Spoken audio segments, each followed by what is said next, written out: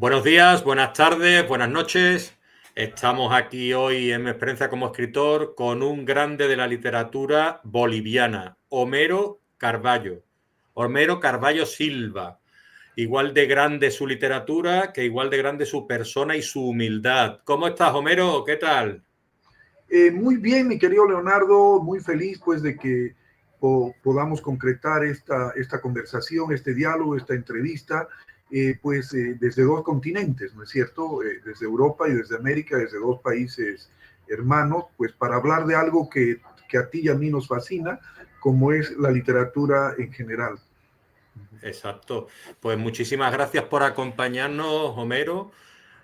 Y nada, presentarte un poquito más formalmente, pues decir que Homero Carvalho Oliva es un autor que escribe desde el corazón del mundo, desde su corazón también, nacido en las tierras amazónicas de Bolivia.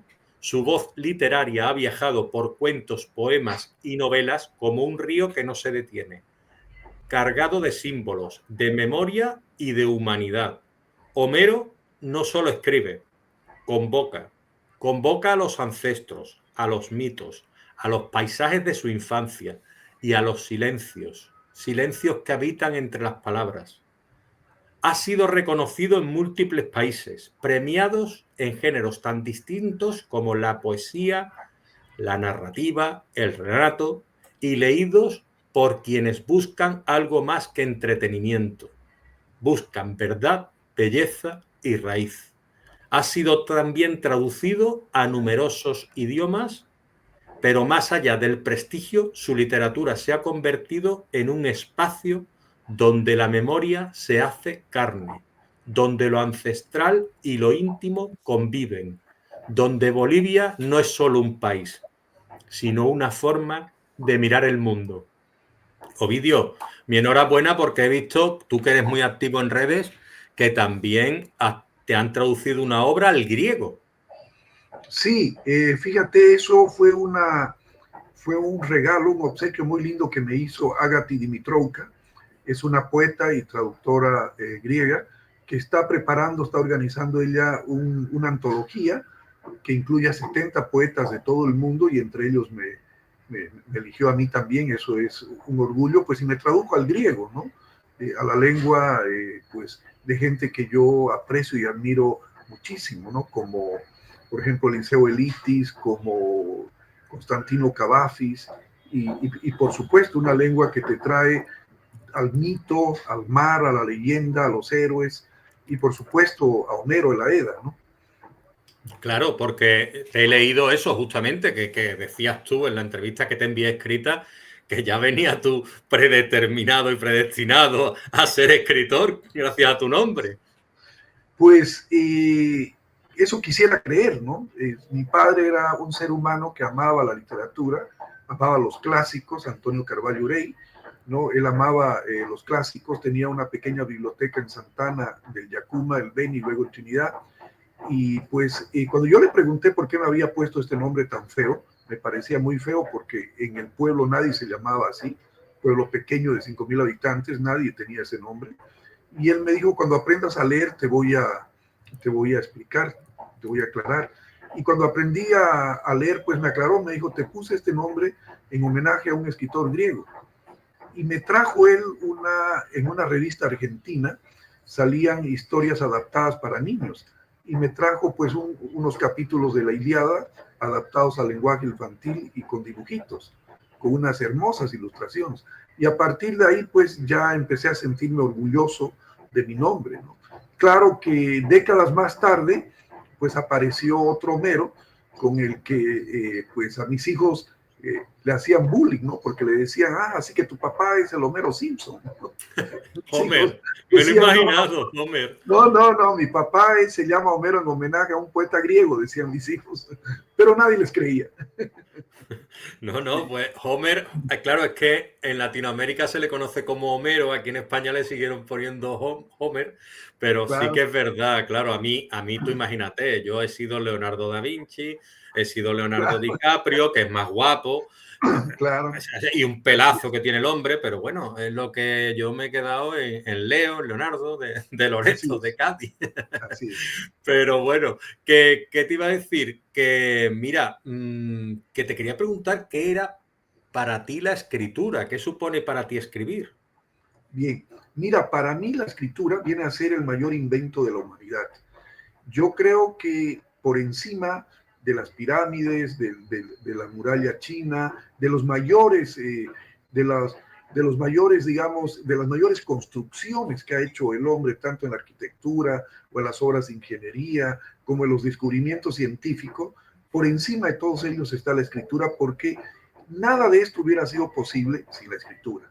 Además, yo me pongo a pensar, imagínate la capacidad que tuvo el ser humano para poder tender puentes entre el pensamiento, la voz, la creación de las palabras y transformar esas palabras en pequeños símbolos, en pequeños códigos que son las letras, para que una vez que vayas uniendo letras, te den palabras que representen lo que tú quieres pensar.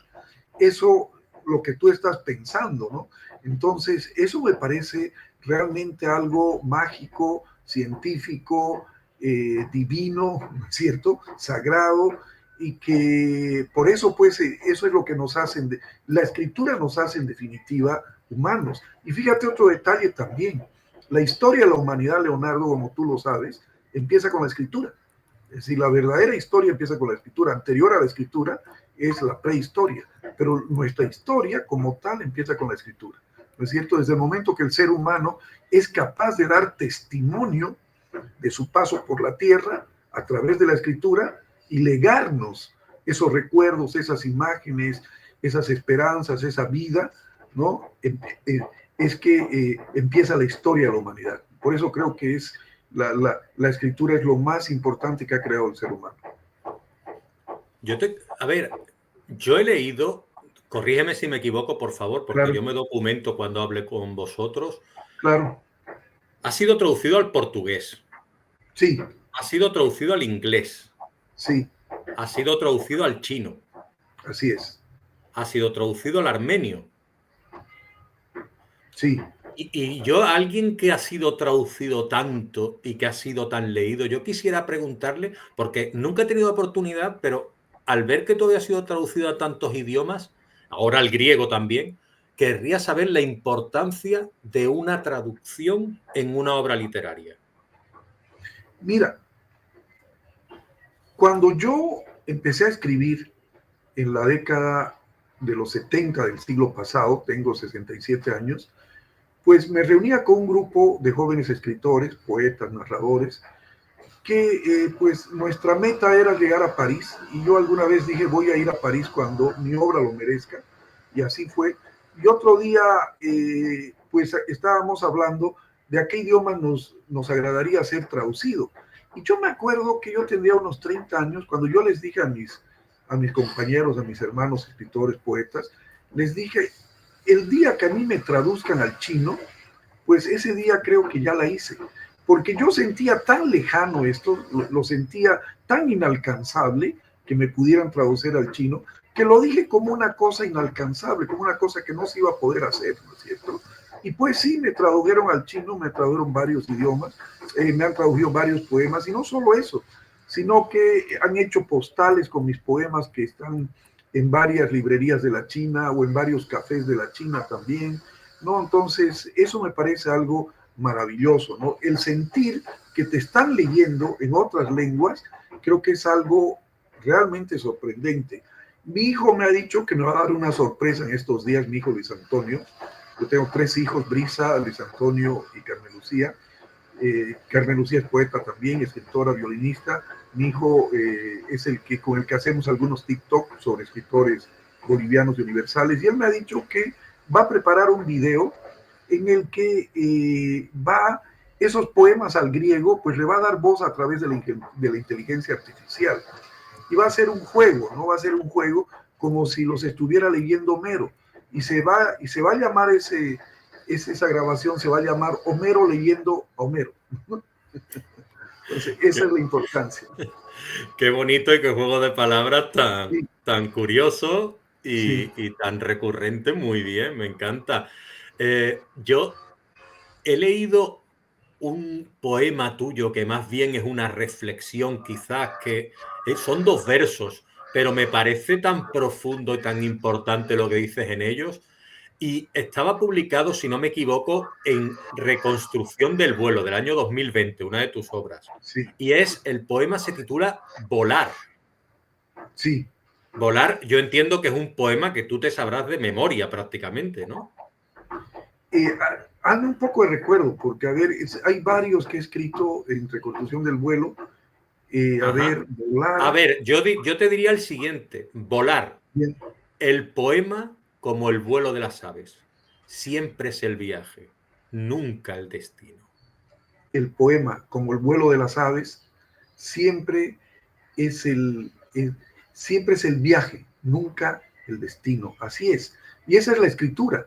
Uno tiene que ver a la escritura como un viaje eterno, como una posibilidad de entenderse más, de conocer más, de volar más, de imaginar más. Por eso es que yo creo que tanto el poema como la literatura en general, en realidad es el viaje, no el destino. Nunca la meta, jamás. Claro, es que me parece una reflexión tan importante que muchas veces dejamos de lado, casi Sí, como que es que yo escribo por esto, es que yo escribo por tal, y sí, cuando la gente escribe con un objetivo, parece ser que se pierde la importancia, la esencia de la escritura por el camino.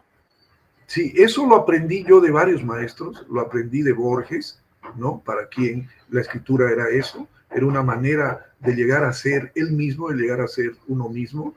Pessoa también, que es otro de mis grandes maestros, y también Walt Whitman, ¿no? Que es que cuando habla de uno como el universo, es decir, uno es todo, ¿no? Yo soy todo, ¿no? Y todo soy yo, ¿no? Entonces, la escritura es eso, y la literatura es eso, es todo, y nosotros somos eso.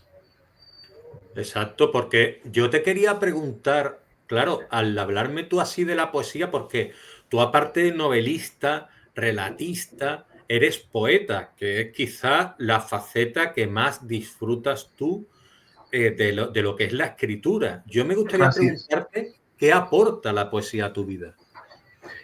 La poesía, pues, aporta mucho a mi vida, porque la poesía le da sentido. Fíjate, cuando aprendí, cuando leí filosofía al principio no entendía muy bien, pero cuando ya entendí lo que era la filosofía y cómo la filosofía había ayudado al mundo a responder las grandes preguntas acerca de la creación, del amor, de la vida, de la muerte, etcétera, me di cuenta que yo tenía que usar la filosofía para hacerme las grandes preguntas acerca de mi existencia, de mi propia vida, y la poesía para responder esas grandes preguntas que la filosofía me, me, me, me otorgaba. Entonces, la poesía ocupa un lugar fundamental en mi vida. Creo que todo el tiempo, aunque no lo escriba, estoy haciendo poesía.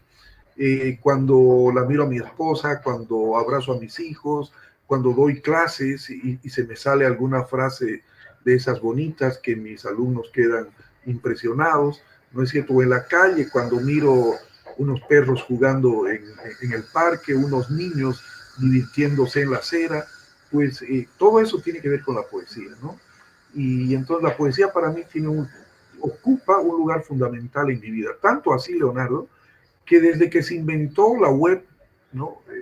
La internet, yo leo poesía todos los días y la leo en la leo en la web porque despierto y me quedo un rato, ¿no? Intentando desperezarme en la cama y agarro mi teléfono celular y entro a Google y busco poesía. Poesía, qué sé yo, china del siglo XIX, poesía africana del siglo XX, poesía escrita por mujeres de España. ¿Te das cuenta? Y entonces, antes de levantarme, yo siempre leo unos 4 o 5 poemas, siempre, toda la vida. Y si puedo más, si me da el tiempo, para más, ¿no? Porque antes, pues, eso no era posible, ¿no? No siempre tenías libros al alcance, en la biblioteca no habían todos y en las librerías tampoco. En cambio, ahora tienes la biblioteca que soñó Borges, la biblioteca de Babel que soñó Borges, pues la tienes en el Internet, ¿no? Ahí está. Yo creo que sí, que quien no se interesa por la cultura es porque prácticamente no quiere ya hoy por hoy. Así es, Es decir, Totalmente. está al alcance de todos. Está al alcance de todos. Si queremos poner telebasura, es porque queremos poner Es porque queremos. Si poner queremos telebasura, ver porque un tienes buen opción. documental, depende de nosotros. Si queremos ver historia, depende de nosotros. Si ese día no queremos leer, pero queremos escuchar una novela, pues ahí están los audiolibros, ¿no es cierto? Es decir, depende de nosotros. La web es una herramienta y como toda herramienta hay que saber usarla. El acceso a la cultura hoy es gratis. Totalmente. Y claro, es que nos lo dice Homero también, que es, aparte de docente universitario, estamos Así es. hablando de alguien que es un gestor cultural y que ha desempeñado un papel activo en la promoción no solo de la obra de la literatura boliviana y suya, sino que también fomenta la literatura de los demás escritores. Y eso me parece a mí algo muy importante, ese gesto altruista, gentil, generoso de Homero, que aprovecho para darte la enhorabuena, Homero, porque es que eso no está al alcance de todos, porque tiene que salir de uno mismo, de dentro de uno mismo. ¿Qué importancia le das tú a ese tipo de gestión cultural que tú haces para promover, para promocionar el trabajo de los demás escritores y escritoras? Bien, creo que de alguna manera haciendo eso, le devuelvo a la literatura lo que la literatura me dio y me da. Y además porque cuando publiqué mi primer libro, Biografía de un otoño, un libro de cuentos del año 1983, imagínate, ¿no? Pues resulta que dos de los mayores escritores de Bolivia, que yo no conocía, no tenía amistad con ellos, eran mucho mayores que yo, pues escribieron sendas reseñas acerca de este libro y unas reseñas pues que me hicieron creer en mi profesión, en mi vocación, perdón, me hicieron creer en mí mismo. Si ellos no hubieran escrito estas reseñas, ¿no? Pues tal vez yo me hubiera desanimado de escribir porque hubiera creído que lo que escribía no era bueno, era malo. Entonces, a los años, a los 15 años, 20 años de esto, me di cuenta que yo tenía que ser agradecido con la vida y con la literatura. Y entonces empecé a escribir reseñas. He escrito más de 400 reseñas de escritores bolivianos, escritores extranjeros, promocionándolos. Y no solo escribo reseñas, sino prólogos, presento libros. Ahora se viene la Feria Internacional del Libro de Santa Cruz de la Sierra, la ciudad donde yo vivo. Empieza mañana y termina el 15, y voy a presentar la obra de algunos jóvenes escritores, que es lo que más me interesa promocionar, así como también algunos de mi generación. Y además de eso, lo que hago es también, por ejemplo, en esta feria, que el país invitado es Chile, estamos trayendo a un grupo de escritores chilenos, pero no solamente para que presenten sus obras o lean cuentos o poemas, no. Los estamos trayendo para que compartan su conocimiento, su sabiduría, su experiencia como lo que tú haces, su experiencia como escritores, con jóvenes de 16, 17 y 18 años, ¿no? Entonces, estos escritores, entre los que está la grande Pía Barros, que es una gran escritora chilena, Dante Cajales, Andrea Campos, ¿no? Gilla Talarico y mi persona, vamos a estar compartiendo con estudiantes nuestra propia experiencia acerca del trabajo que hacemos con un propósito. El propósito es pedagógico y al mismo tiempo literario. Pedagógico, que aprendan lo que es la literatura, lo que es escribir un cuento, una novela, un poema, pero al mismo tiempo acercarlos a la literatura para que gusten de la literatura. ¿Te das cuenta? Para que estos jóvenes pues ya el día de mañana sean buenos lectores. Esa es la intención. Obviamente van a haber charlas, van a haber diálogos, va a haber conferencias además magistrales, ya mucho más académicas para otro público, pero la actividad principal son estas con los jóvenes, ¿no? Y también, Leonardo, otra de las actividades que hacemos con mi familia es la donación de libros. Hemos donado libros, cerca de 10,000 ejemplares, a bibliotecas de barrio, de comunidades campesinas, a la cárcel, a una cárcel de Santa Cruz, a la cárcel de Parmasola. Y hay una biblioteca en el centro de la ciudad de Santa Cruz, la Biblioteca del Centro de la Cultura Plurinacional, que alberga más de 2,000 libros míos. Esa biblioteca es muy linda, tiene todas las comodidades. Los niños y jóvenes van ahí a hacer sus tareas, como a leer también. Y pues yo encantado de que mis libros estén ahí para que sean leídos por otros, para que sean abiertos por otras manos y leídos por otros ojos. De España estamos trayendo a una escritora, fíjate, de las Islas Canarias, Estamos trayendo a Josefa Molina, que llega mañana, y ella también va a compartir su experiencia, su sabiduría, porque eso es lo que queremos nosotros con mi amiga Gilla Talarico, ¿no? Con ella hemos formado un colectivo poético que se llama Poetas del Mar Interior de América, y nuestra idea no es solamente ir a leer poesía, sino que si tenemos la oportunidad, pues llegar a los jóvenes para que ellos sean los futuros lectores. Qué importante lo que estás diciendo y qué importante esa motivación, ese acicate que le das a los jóvenes para que se acerquen a la cultura y se acerquen a la literatura, ya no solo boliviana, que es formidable, también internacional Así es. y de todos los tipos, clásicos, modernos, y que estén entre ellos tus libros y que sea para ti también, imagínate, ¿no? Esa satisfacción de ser leído por esos mismos jóvenes a los que tú estás ayudando a cultivarse porque no han tenido los medios, desafortunadamente, para poder hacerlo. Así es. Uh-huh. Muy bien. Pues mira, yo te quería preguntar también un poquito acerca de tu estilo, ¿no? Porque yo Claro. entiendo, me estabas hablando antes de, tú ya escribías en los 70, empiezas a publicar, si no me equivoco, a principios de los 80, con Biografía de un otoño, Así es. una colección de cuentos que marca tu debut narrativo. Y hasta Reconstrucción del vuelo, que es una de tus últimas obras y de tus últimos poemarios, del que hablábamos antes, y que fue elogiado por el público y la crítica, tú si miraras atrás, o si miras atrás, que mirarás a veces, ¿no? Y verás a ese Sí, Homero sí. joven, con muchos sueños en la cabeza y con una proyección que yo entiendo que tú mirarás atrás y dirás, qué orgulloso me siento ahora de que ese Homero pudiera verme y viera lo que ve, ¿no? Yo te quería preguntar, ¿cómo ha evolucionado tu estilo e incluso tu persona, ¿no? Desde esos entonces hasta ahora. Bien, mira, yo soy boliviano, nací en la parte amazónica de Bolivia, en la selva, con el agua, ¿no? Con los bosques, los animales. Es uno de los lugares que tiene mayor biodiversidad del mundo, pero me crié en la parte andina, me crié en el altiplano. Y en la parte andina, el pueblo aymara ve este asunto de los tiempos de manera diferente de la que vemos los que tenemos la cultura occidental. Para nosotros, como tú bien lo has dicho, el pasado es lo que uno deja atrás, ¿no es cierto? Y el futuro es lo que está adelante. Pues para los aymaras, Leonardo, y aquí viene mi explicación, para los aymaras es a la inversa. El pasado es lo que ves, porque el pasado es lo que tú puedes ver porque es lo tuyo. El pasado es lo que está frente a ti. El futuro es lo que está detrás tuyo, lo que no ves. El porvenir en realidad es lo que está detrás tuyo. Y se hace presente a medida que vas avanzando. Se hace presente y se pone delante tuyo. Ese es tu presente. Y luego pasa a ser tu pasado. Entonces el pasado es lo que tú puedes ver. Y cuando yo aprendí ese tipo de filosofía, pues la practico.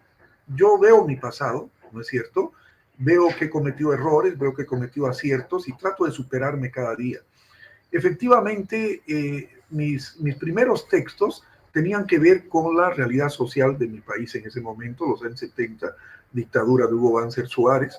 La mayoría de mis cuentos pues buscaban que yo sea una especie de interlocutor entre los que no tenían voz, ¿no es cierto?, y la dictadura y los dictadores. Mis cuentos tenían un marcado tinte social, político, y creo que estaban influenciados estilísticamente con el realismo mágico, porque yo soy de la generación de escritores que creció leyendo al boom latinoamericano. Y obviamente tengo casi todo García Márquez. Mira, te voy a decir algo, Leonardo. Tengo como 10 ediciones de 100 años de soledad. Tengo la primera, tengo la segunda, la de las etiquetas, y tengo otras que no las regalo porque tampoco es que las vaya a leer todas. No, las tengo porque me agradan, ¿no? Y después tengo los otros libros de García Márquez. Ahí en algún lugar de esa biblioteca que tú estás viendo, por ahí está. Bueno, entonces, luego cuando se recuperó la democracia, la recuperamos porque yo también fui parte de eso. Estuve preso en la dictadura de Banzer, estuve exilado en la dictadura de Luis García Meza, formé parte de todos esos movimientos estudiantiles, yo era estudiante, que ayudamos a los sindicatos, a los partidos políticos, a los movimientos campesinos a recuperar la democracia. Cuando se recuperó la democracia, pues ya no es que yo haya dejado, digamos, la denuncia política a través de la literatura, pero entonces sentí cierta paz y pues pensé que había llegado el momento de tocar otros registros literarios, tal vez más íntimos, tal vez más esotéricos en algunos casos, y también ciencia ficción. Y entonces mi literatura se abrió como un abanico, o abrió las alas para poder volar de la tierra en la que yo vivía, que es Bolivia, para llegar a otros cielos, ¿no? Esa era la idea. Y entonces empecé a escribir otro tipo de cuentos, empecé a experimentar otro tipo de estilos que ya no eran necesariamente los del realismo mágico, sino que eran otros estilos, y encontré mi propio estilo. Yo creo que mi estilo es una mezcla de varios estilos, pero encontré mi propia voz, ¿no? En la poesía igual empecé, digamos, escribiendo los poemas románticos que todos los poetas empezamos a escribir, pero de ahí, digamos, ya cambié. Por ejemplo, hice estudios, investigaciones acerca de las civilizaciones que hubieron en la Amazonía, en la parte boliviana, y descubrí que había unas civilizaciones de hace 7.000, 8.000 años atrás. Y Los Reinos Dorados, que es un libro que está publicado en España, pues canta a esa civilización. Y también hice otro libro, Quipus, que se llama como el lenguaje que usaban los incas para poder comunicarse entre ellos. Antes decían que era solamente para llevar cuentas, ya se ha demostrado que a través de los quipus se contaban historias.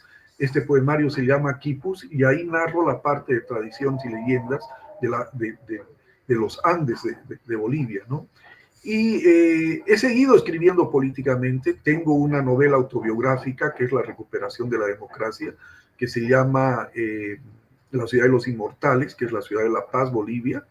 Tengo ya otras donde ya he incursionado directamente en una literatura que trata de denunciar la corrupción, ¿no? Por ejemplo, La maquinaria de los secretos, que ganó el premio 2009 de novela, y últimamente una novela sobre el narcotráfico que ganó el premio 2023, Jesús Lara, donde yo narro con nombre y...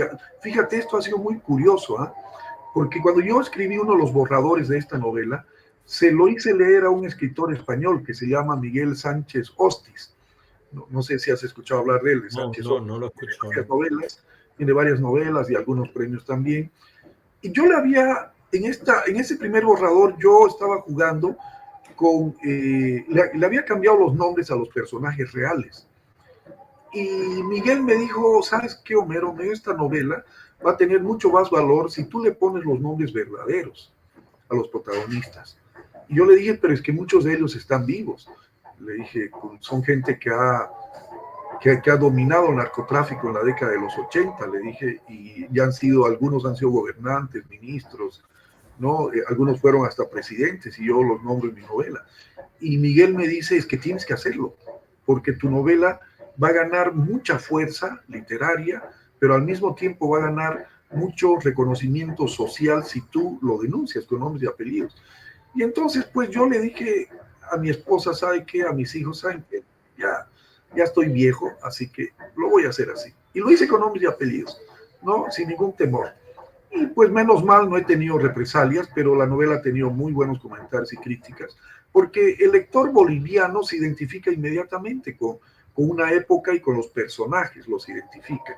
Y esa novela la he llevado afuera. Estuve hace 2 años en Chile, en Santiago, en un encuentro con otros novelistas que escriben novela negra, y cuando la leyeron me dijeron, oye, pero esto es muy similar a lo que sucedió en el Perú, bueno, en Colombia, por supuesto, en Colombia también la han comentado, y entonces ahora puedo decir que tengo varios registros, ¿no? Y no solo de temas, sino de géneros también, porque también escribo microcuento y también escribo ensayo. El año pasado gané el premio en ensayo en Santa Cruz, ¿no? Y el microcuento también he ganado premio el 2023, ¿no? Y fíjate una cosa muy curiosa, el año pasado dije, hay un tema que en mi país ha sido poco escrito, y es el tema de la guerrilla urbana, ¿no? El tema de los guerrilleros de la década de los 70, que no fue un movimiento muy grande, tal vez por eso no es muy conocido como en otros países, como Perú, la Argentina o Colombia mismo, pero nosotros hemos tenido, después del Che Guevara, hemos tenido guerrilla urbana. Entonces me decidí a escribir cuentos sobre la guerrilla urbana y me puse a investigar, y pues ya he escrito varios cuentos y he publicado algunos con los que me ha ido muy bien, ¿no? A los lectores les ha agradado muchísimo, ¿no? Y también he escrito ciencia ficción, por supuesto, y sigo escribiendo poesía romántica al mismo tiempo que poesía con un gran contenido filosófico, ¿no? Pues porque de pronto la poesía es esa mujer hermosa que te asalta, que se te aparece a la vuelta de la esquina y te hace ojitos y no sabes qué hacer, ¿no? Y lo único que tienes que hacer es seguirla, no te queda otra, ¿no? Y claro, cuando hago eso y sigo a la poesía, la narrativa me mira como si estuviera haciéndole infiel, ¿no? Me mira así de reojo y me dice, me estás traicionando, ¿no? Y le digo yo, sí, pero mira con quién te estoy traicionando, vale la pena. Te puedes sentir orgullosa. Sí, sentirte orgullosa, mira con quién te estoy traicionando. Qué hermoso lo cuentas.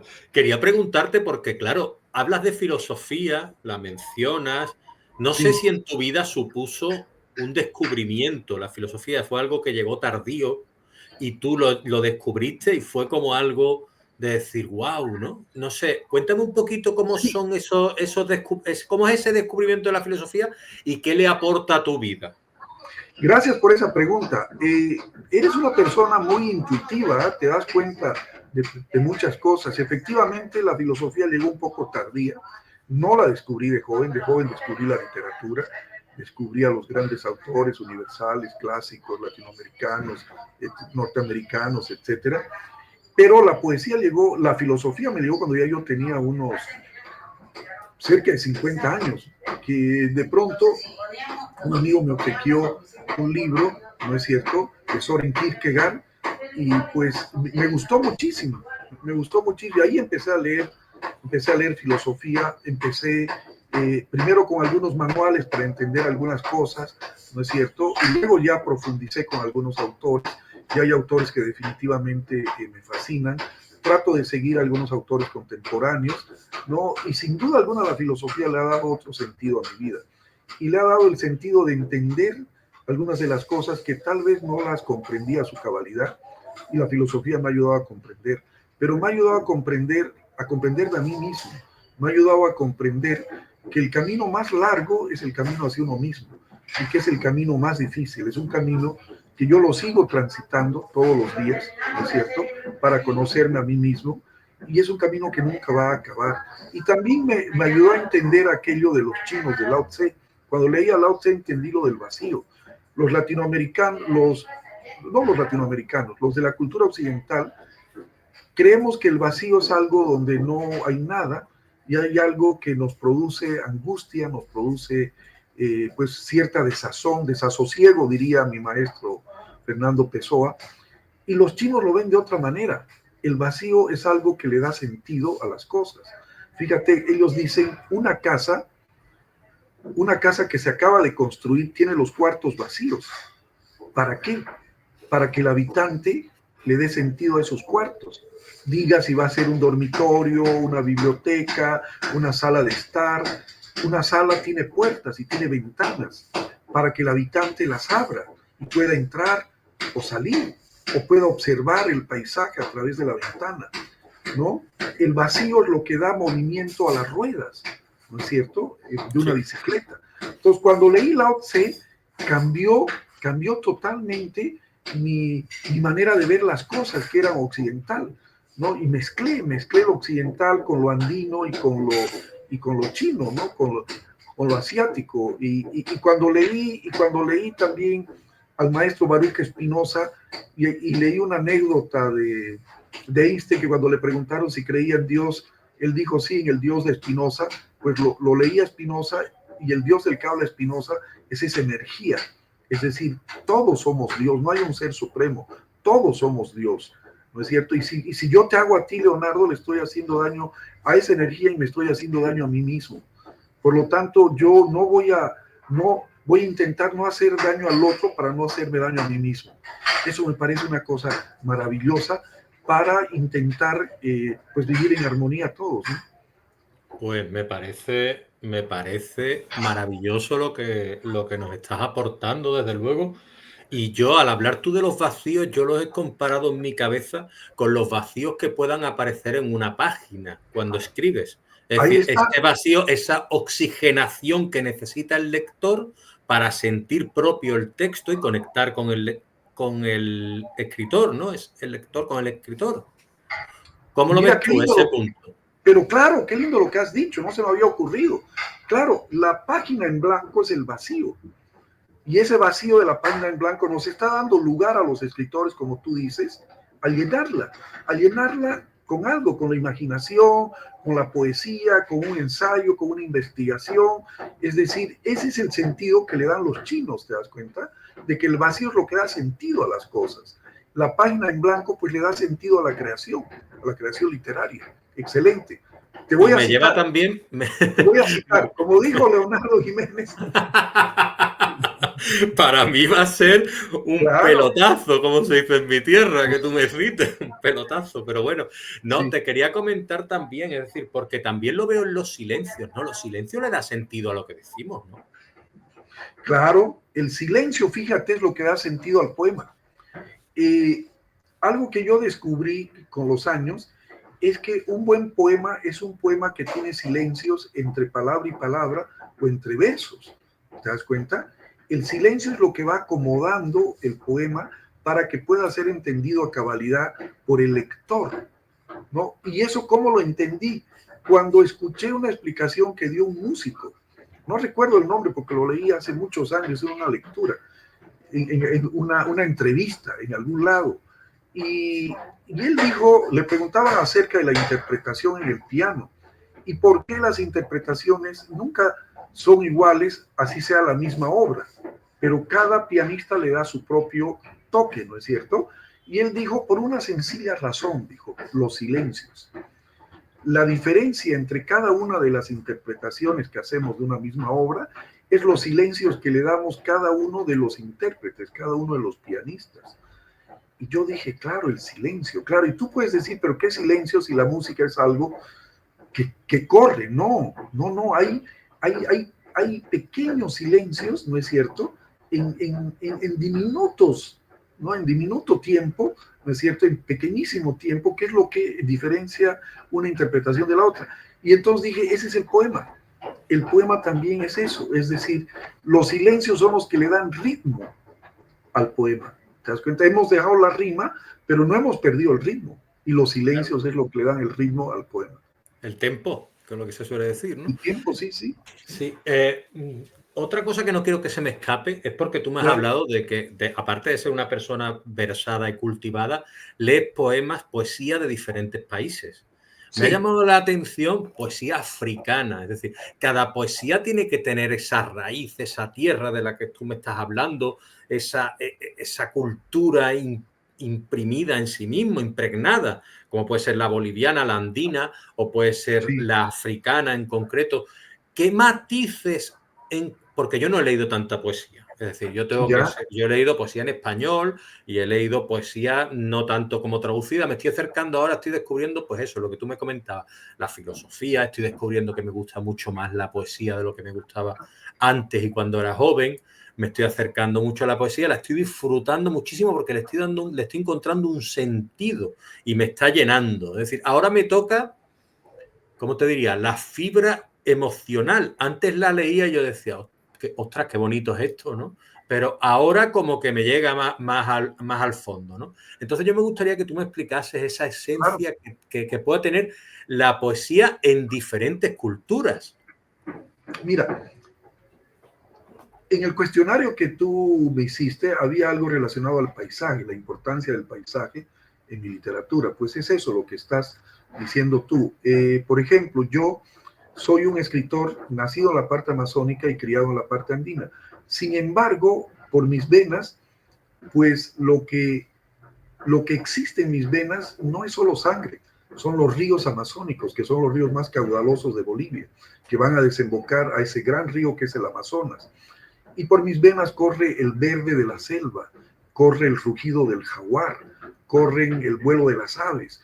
Entonces, aunque yo escriba sobre el altiplano, aunque escriba sobre Nueva York, aunque escriba sobre Madrid, hay algo en esa escritura que va a remitirme a mi origen, que va a remitirme al agua, que va... Por eso muchos críticos han dicho que yo soy el poeta del agua, porque en mi literatura siempre está presente el agua, y es porque el lugar de donde yo vengo pues está lleno de ríos. No tenemos mar, pero tenemos grandes ríos caudalosos, ¿no? Y entonces eso es importante, ¿te das cuenta? Y eso, si tú lees a los poetas africanos, pues vas a ver eso. Vas a ver que de pronto ellos están hablando de un país que tiene montañas, de un país que tiene estepas, de un país que tiene lagos gigantescos, de un país que tiene llanuras, ¿no es cierto? Valles, que tiene desiertos, pero todo eso se complementa ¿con qué? Con el ser humano. El ser humano es todo eso, ¿no? El ser humano es todo eso.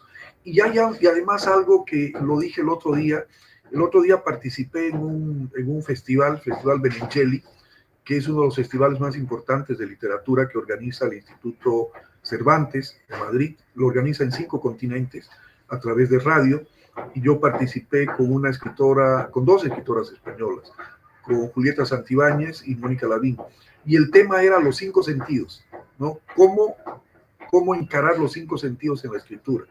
Y yo dije, bueno, los 5 sentidos, por supuesto, si no, no había literatura, si no logras encarar eso, ¿no es cierto? Pero yo dije que había un 6º sentido, y ese 6º sentido era la escritura, ¿te das cuenta? La escritura es lo que le da sentido a los demás, porque sin la escritura, ¿cómo vamos a contar, cómo vamos a narrar, ¿no? Pues algo que hemos acariciado, un sabor, un olor, un paisaje, ¿no es cierto? Una música.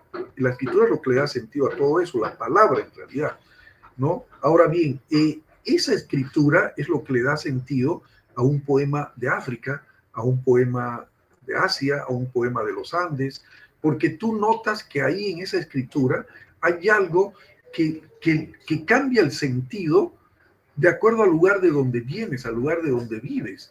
Los sabores no son los mismos, los paisajes no son los mismos, ¿no? Pues el tacto no es el mismo. ¿Por qué? Porque hay cosas que pueden ser diferentes. Las frutas tienen otra textura, ¿no es cierto? El agua tiene otro sabor, así sea de los ríos, pero cada río tiene su propio sabor. Así sean de los mares, el agua de los mares, así sea salada, no es la misma. No todas las aguas saladas son iguales, cada cual es diferente. Y la escritura le va dando esa identidad, ¿te das cuenta? Eso es algo que a mí me fascina, por eso agradecí mucho cuando me invitaron al Festival Benengeli a hablar de los 5 sentidos de la literatura. Claro, es que lo cuentas de una manera que es muy, muy explicativa. Es muy fácil, te oye uno y se nutre de la palabra, porque es lo que tú dices, el agua tiene sabor en cada tierra, ya sea salada, ya sea dulce. Es decir, el humor de las personas de cada tierra, el humor tan importante. Es decir, en África la gente es alegre y lo ves tú y dices tú, bueno, es increíble, ¿no? Es decir, cómo de alegre, ¿no?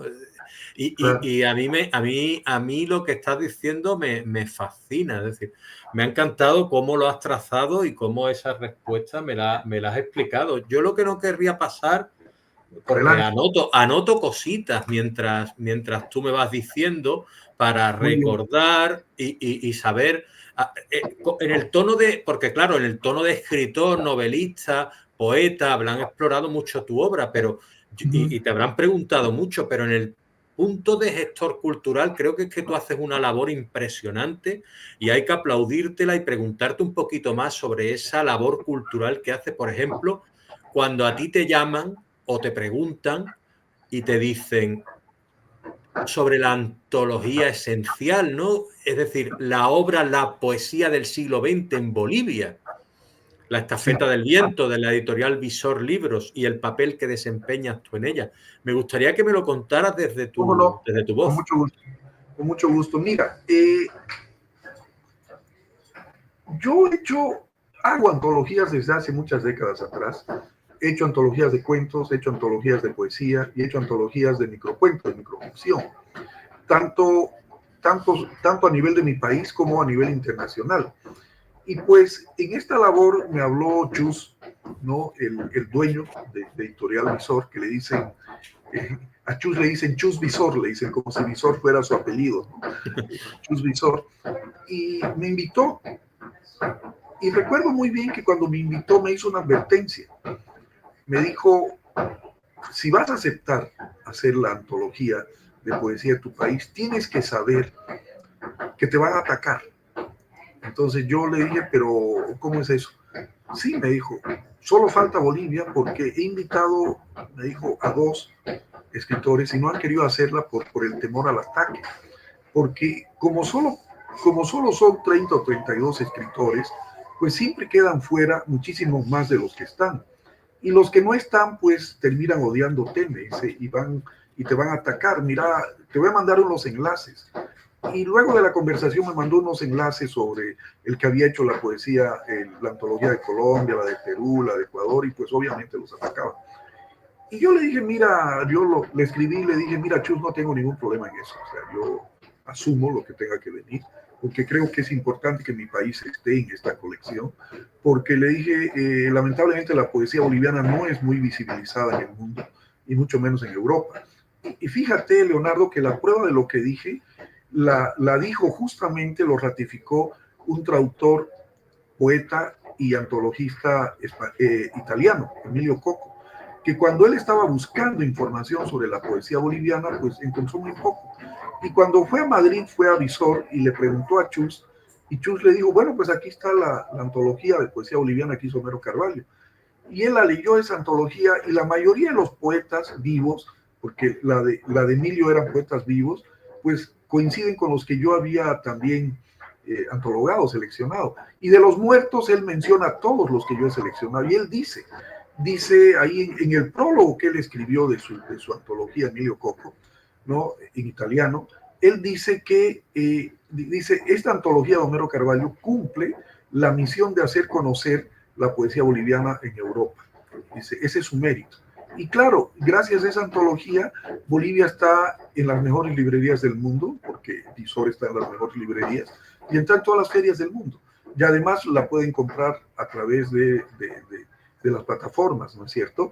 Y eso es una ventaja. Ahora, eso es mi labor de antologador. He hecho antologías de cuento, de microcuento, pero también, por ejemplo, en Bolivia, hasta el anteaño pasado yo organizaba los encuentros internacionales de microficción que se hacían tanto en la Feria Libro de Santa Cruz como de La Paz. Ya dejé de hacerlo porque creo que estoy un poco cansado y además doy clases y se me juntan muchas cosas. Y hay que tener mucho tiempo para organizar una de estas cosas, porque además nadie te paga, ¿no? Yo lo organizaba porque me gustaba y he traído escritores de varios países a Bolivia, pero como te digo, no solamente a leer, sino a que enseñen su arte, a que enseñen la microficción, porque creo que eso es lo importante, además de conocer al autor, de escuchar su obra y de hacerse firmar un libro. Creo que hay que darle la posibilidad a los jóvenes de que puedan gustar de la literatura, porque nos quejamos de eso, ¿no? ¿Qué hacer para que gusten de la literatura? Pero no hacemos nada para acercar al autor al lector. Y eso es lo que yo hago a través de mis gestiones, acercarlos. Mi enhorabuena. Te quería preguntar sobre una respuesta que me diste antes, en la que me hablabas de la crítica que a ti te ayudó, esa crítica de otros lectores, de otros reseñadores, de otros autores, porque bueno, al final sacaste la motivación necesaria y a ti te ha convertido en el pedazo de autor y el pedazo de escritor y persona que eres hoy en día. Pero ¿cuánto puede dañar la crítica a una persona para incluso dejar de escribir o... Sí, puede. De hecho, yo conozco casos de amigos que no han podido recuperarse después de una crítica, de una mala reseña ¿no? Y yo digo, ¿sabes qué? Le dije, una vez le dije a un amigo, te voy a decir algo que no te va a gustar, le dije. En realidad tú no has dejado de escribir por la mala reseña, sino has dejado de escribir porque no eres escritor.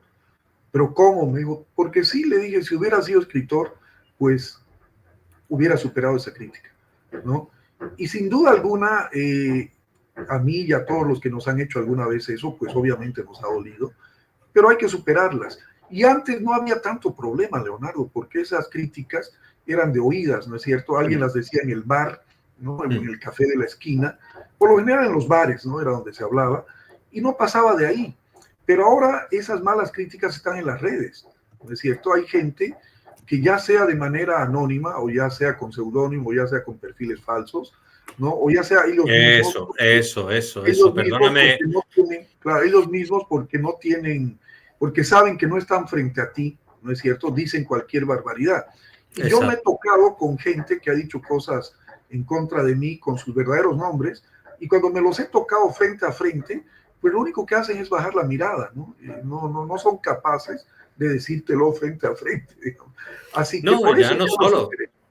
El que es capaz, Homero, lo hace. Pero yo particularmente creo, es decir, es que, claro, es que si no me gusta, yo tengo que decir lo que sí, que me parece muy bien. Pero Claro, tengo que decir claro, las cosas desde el respeto. Es pero no decir, hay nada escribir un malo. libro no lo hace todo el mundo. No hay nada malo en Así, hacer una mala crítica, pero desde el respeto. no, Es decir, por no desde la supuesto. destrucción.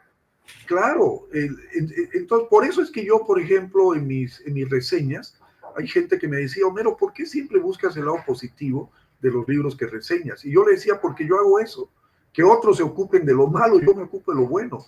Le digo, si en un libro de cuentos, de 10 cuentos, hay un cuento bueno, yo voy a reseñar ese cuento. Le digo, no me interesan los demás. Le digo, porque yo lo que intento es que esta persona reciba una especie de impulso, ¿no? Por lo menos moral a través de las letras para que siga escribiendo. Y si el día de mañana esta persona no sigue escribiendo, ya no es mi culpa, es porque él no es un escritor, es porque él no tiene la actitud de un escritor.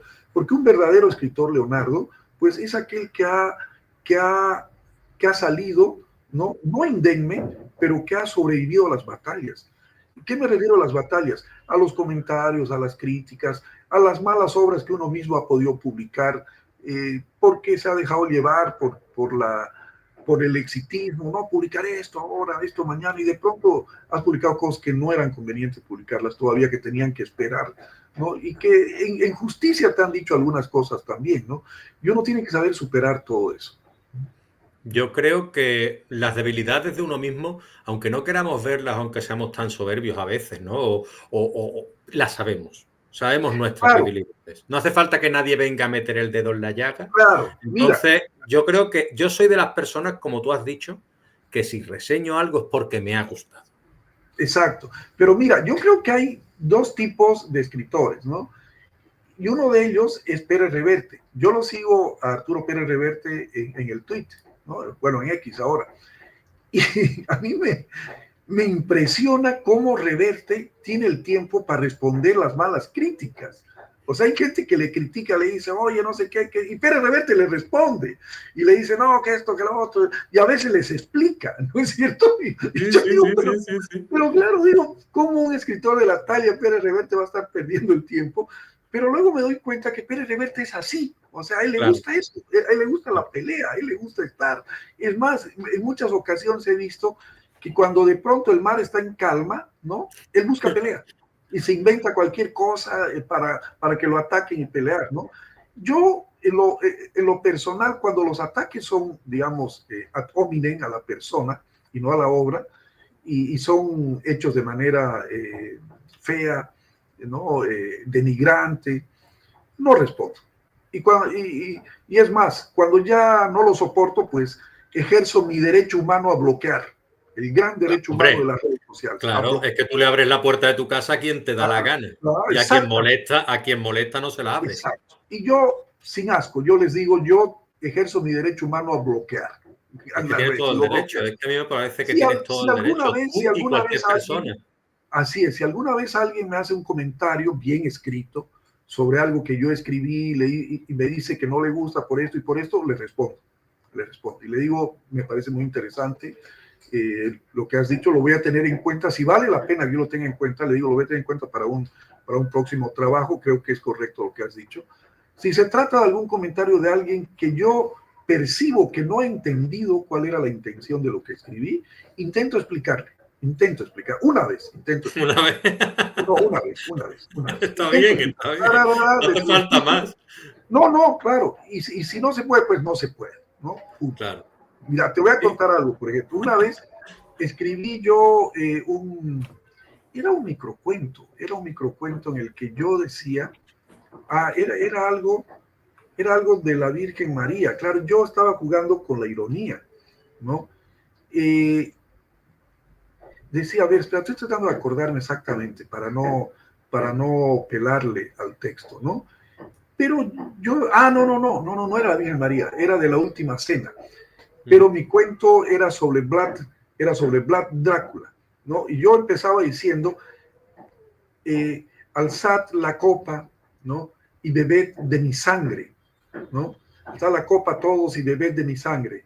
Esta es la sangre de la alianza, esta es la sangre de la guerra, ¿no? Dijo el conde Vlad Drácula, ¿no?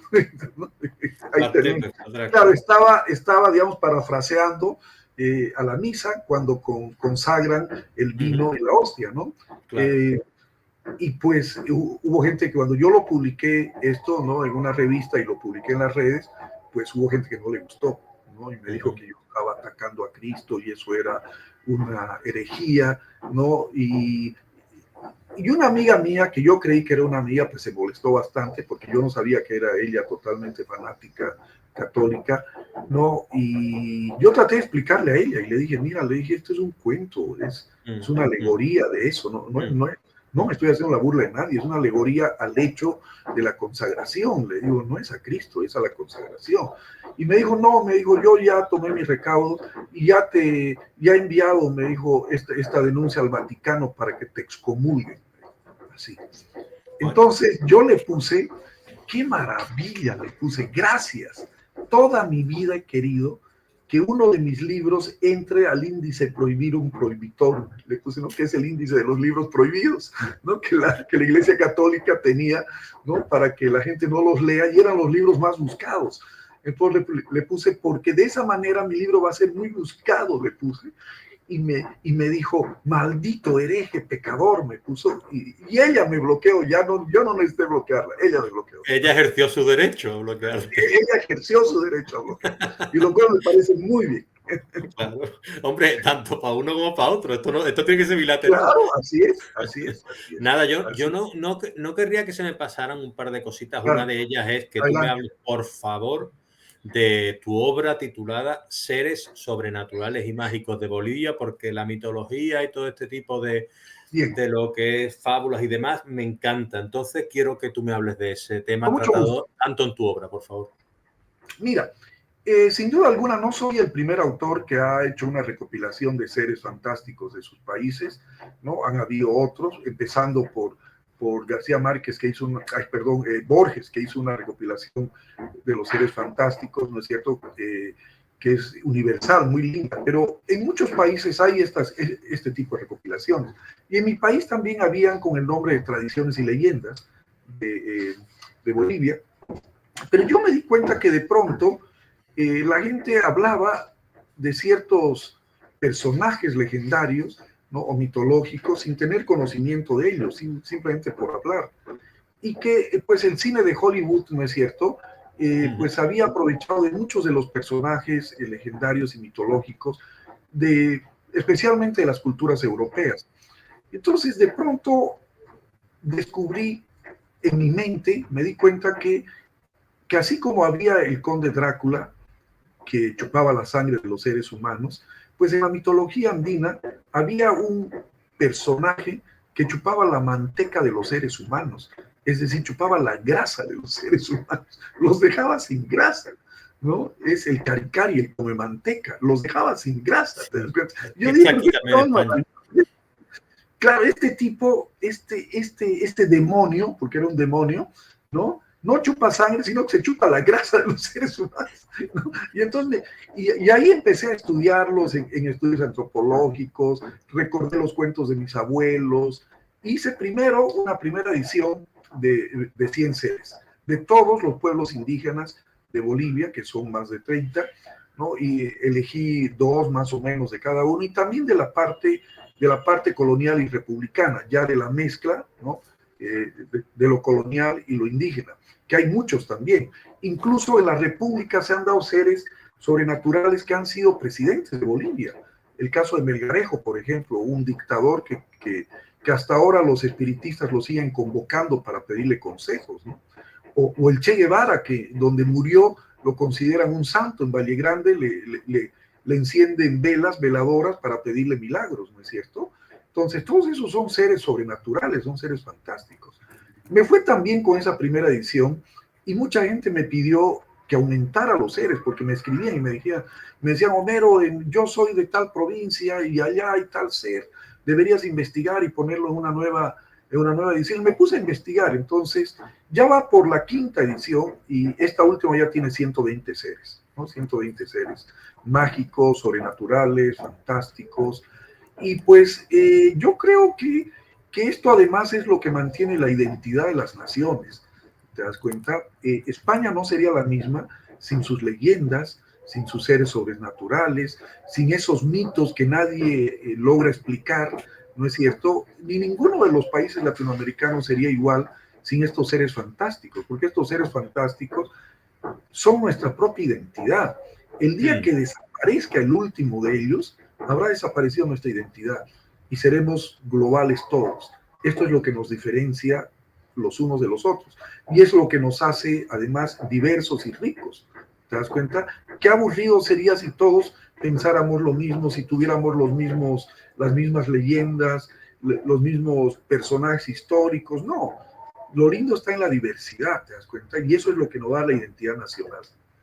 Sí, pues claro, yo he visto que, bueno, en fin, que estoy ante un pensador y lo que sí me gustaría es preguntarte, es decir, hemos hablado del vacío, del silencio, pero no hemos hablado del olvido. ¿Cuán importante es olvidar? Mucho, mira, porque además, a ver, ¿te acuerdas de un cuento de Borges, Funes el Memorioso? En Funes el Memorioso, el personaje es alguien que recuerda absolutamente todo. No tiene ese don que es el don del olvido. Porque a veces los seres humanos necesitamos el olvido para poder seguir viviendo. Es decir, nadie, yo creo, puede vivir sin la carga del pasado encima todo el tiempo. ¿Por qué? Porque en nuestra vida nosotros siempre cometemos errores, al mismo tiempo que aciertos. Pero así como no puedes vivir todo el tiempo angustiado por los errores que has cometido, tampoco puedes vivir exitista con los aciertos que has cometido. Porque lo lindo es siempre esperar el mañana con incertidumbre para ver lo que va a pasar. ¿Te das cuenta?